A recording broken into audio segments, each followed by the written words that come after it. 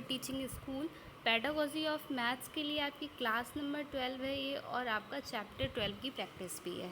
ठीक है, इससे पहले और क्लासेस हो चुकी हैं जो आप चैनल पे जाकर देख सकते हैं।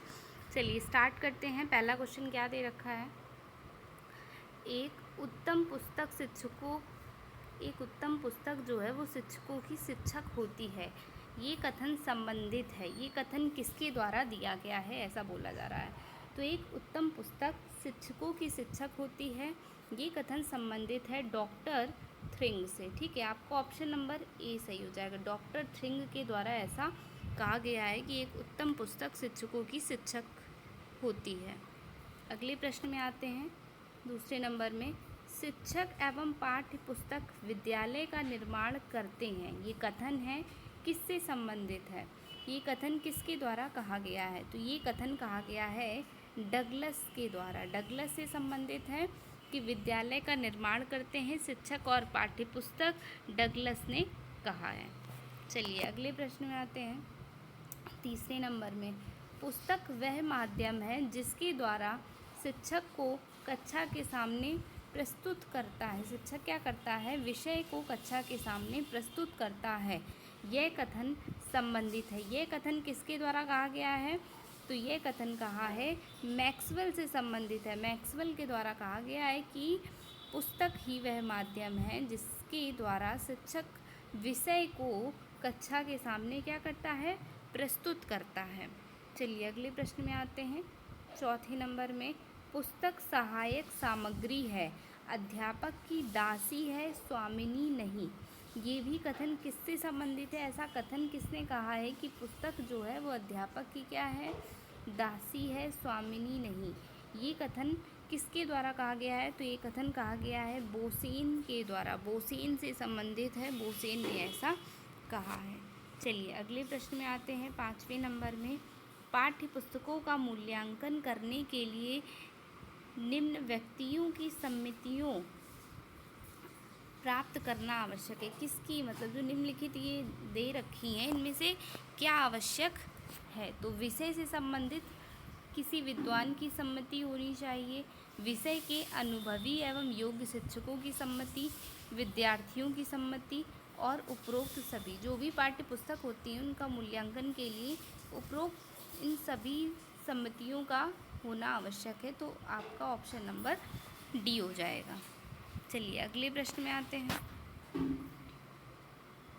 6 नंबर में, पाठ्य पुस्तक का मूल्यांकन करने के लिए निम्न मापदंड स्थापित किए गए हैं। ठीक है, तो कौन कौन से मापदंड स्थापित किए गए हैं पाठ्य पुस्तक के मूल्यांकन के लिए?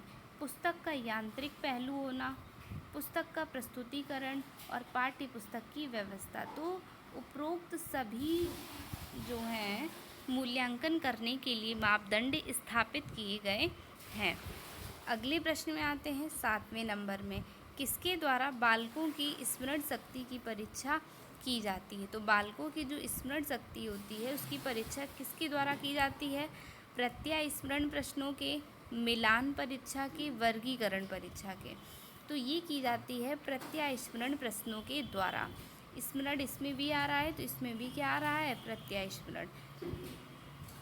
चलिए अगले प्रश्न में आते हैं। 8वें नंबर में, एक गणित की अच्छी पाठ्यपुस्तक का चयन किस आधार पर नहीं किया जाता है? तो एक ये नहीं किया जाता है, सही से आपको प्रश्न पढ़ने हैं पूरे कि इसमें कहीं नहीं तो नहीं लिख रखा है। चलिए, पाठ्य के अंत में सारांश को दिया जाना, ये तो होना चाहिए, ये सही है। शिक्षण बिंदुओं को उल्लेख आकर्षक ढंग से किया जाना, तो आकर्षक ढंग से भी किया जाना चाहिए उल्लेख, तभी तो बालक जो होंगे वो पुस्तक को पढ़ेंगे। गणितीय समस्याओं के हल के लिए मानक रूप में तैयार रहती है। ठीक है, गणितीय जो समस्याएं होती हैं उनके हल जो होते हैं वो मानक रूप से दिए हों, तो ये भी होना चाहिए। फिर उसके बाद है कि गणित में अंक या भाषा संबंधी त्रुटि होनी चाहिए। क्या त्रुटि होनी चाहिए? ये गलत है, तो यही आपका ऑप्शन हो जाएगा। चलिए अगले प्रश्न में आते हैं। 9 नंबर में, निम्न में अच्छी पाठ्यपुस्तक की विशेषता नहीं है।